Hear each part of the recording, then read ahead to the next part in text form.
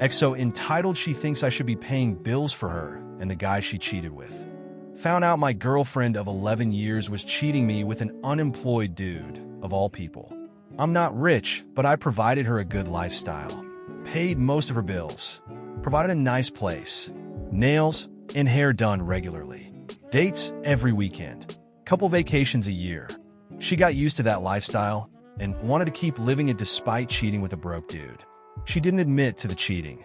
I caught on to it. Once it was clear I was done with her, the entitlement really started to show. She said because I had family in the area and she didn't, I should move out but continue paying the bills to give her and the new guy a chance to get on their feet. She also insisted on keeping my dogs, told me I could only see my own dogs if I asked the new guy. But since they didn't have any money, I needed to continue paying for food and vet bills. Instead, I kicked her out and kept my dogs. At that point, she was angry and still felt entitled to my income. After I kicked her out of my place, she claimed she was forced to quit her job because I forced her to relocate. And then she tried to sue me for lost wages, which didn't work out in her favor. You'd think she'd stop at this point, but she didn't. She contacted my work and threatened to sue them, stating, "Your employees' actions cost me everything," and tried to insist they settle outside of court with her for $100,000. She didn't make that much money. Instead, my work filed harassment charges against her. You'd think she'd stop at that point, but she didn't. She started messaging every family member of mine that she could find. Told them I cost her everything out of spite just because she moved on with someone else, and that the least they could do is send her money to help her get a place and pay rent. When that didn't work, she went online and begged for people to send money to her Cash App to help her with a place to live and claimed it was a domestic violence situation. I don't understand how she doesn't understand that any financial support I gave her would end if she cheated on me. We weren't married. We don't have kids. I've supported her for years. I owe her nothing. I really don't owe it to her to help her and her new relationship get on their feet and establish themselves, which seems to come as a shock to her. He tried to take my airline seat and lost. I was traveling to Las Vegas to meet up with some friends and pre-booked my seat. With this airline, they charge extra for certain seats. I chose a window seat with extra leg room due to my disability, which cost me an additional $45. When boarding, there was a man in my seat with another in the aisle seat. The middle was open. I checked my seat number and then politely told the man he was in my seat and asked for him to move. I am a petite female, and both men were about 6 feet tall and over 200 pounds. When both opened their mouths, it definitely appeared like they both were used to using their size to get their way. The man in the aisle immediately told me that the man at the window didn't have to move and I could sit in the middle. After all, he said I shouldn't make a scene about it. That really pissed me off. I didn't raise my voice and was very polite. I said I wasn't making a scene, but was asking nicely for the seat I paid for. That's when he stood up and attempted to physically intimidate me. But here's the thing, I worked in frontline healthcare. I'm used to men attempting to use their size and mouth to intimidate, and this behavior does not work with me. So, I decided to take another tactic. I turned my head to the man in my seat and told him that I would make him a deal. He gives me $50 cash, and I will give him my seat. I told him I paid an additional $45 for the seat, and with tax it should be around $50. He gives the money, and the seat would be his. This is when he turned to me in shock and said, "You want me to pay you $50 for your seat?" I answered, "So you are admitting that you knew this wasn't your seat? I'm going to call the airline staff, and they can take you to your seat. After all, I booked this seat due to me having a disability, which is true, and you were trying to steal it." Everyone around us turned to look at him, and they did not have kind looks on their faces. He turned 14 shades of red and moved to the middle seat. He pulled his hoodie over his head and sulked the rest of the flight. His friend did the same. The moral of this story is simple. Do not use size and gender to bully others. It may just backfire on you and make your next flight a lot less comfortable.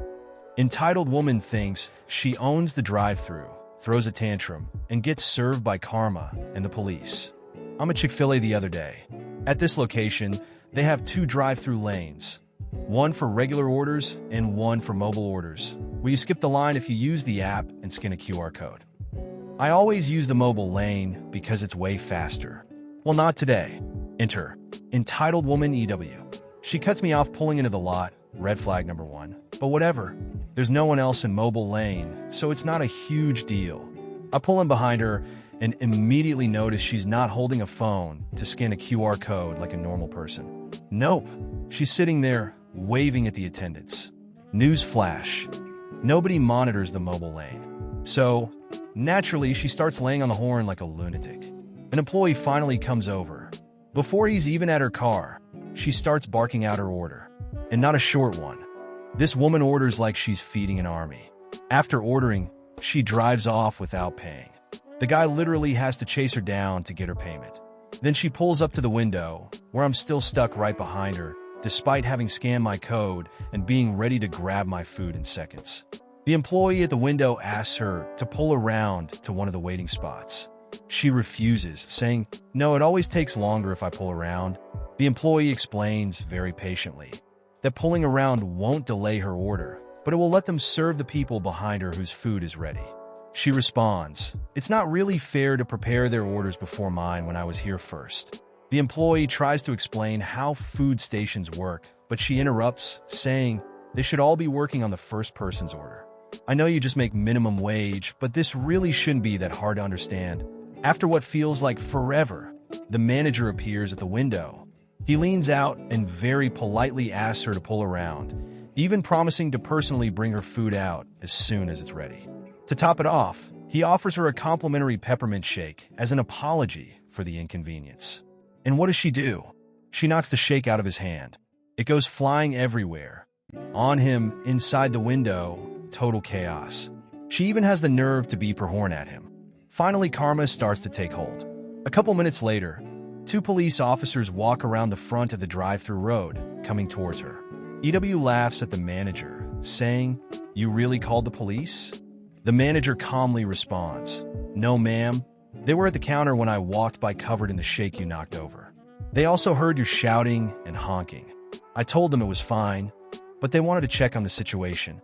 At this point, the officers reached her car and told her if she doesn't pull forward and talk to them, they'll arrest her for assault and move the car themselves. She finally pulls around but doesn't stop. She just speeds out of the parking lot. The police laughed. She has a very easy-to-remember vanity plate, and they told the manager that they're adding obstruction of justice for failing to comply with a lawful order when they track her down.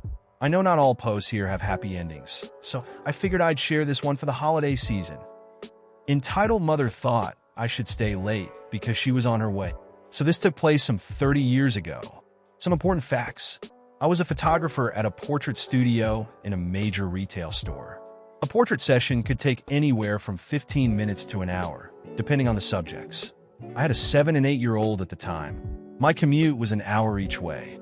Our hours were 10 a.m. to 7 p.m. I worked in a major town that drew a lot of its business from nearby rural communities. By nearby, I mean up to 30 minutes away. On to the story. One evening at 6:50 p.m., I'm wrapping things up to close when I get a phone call, and the following conversation ensued. EW, entitled women. Me, expecting to be making an appointment. Portrait studio, how can I help you?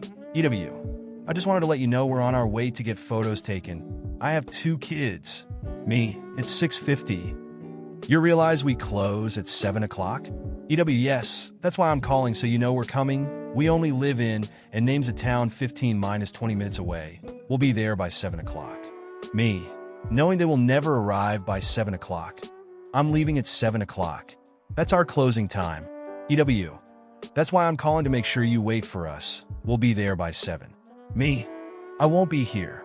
EW, you don't understand. The kids are dresses already. They have to get their pictures taken tonight. Me, yes, I do understand. What you don't understand is we close at 7, and I'm leaving at 7. I have 2 kids myself, and would like to see them before they go to bed. Would you like to make an appointment for later this week? Our last appointment is at 6:30. EW, click.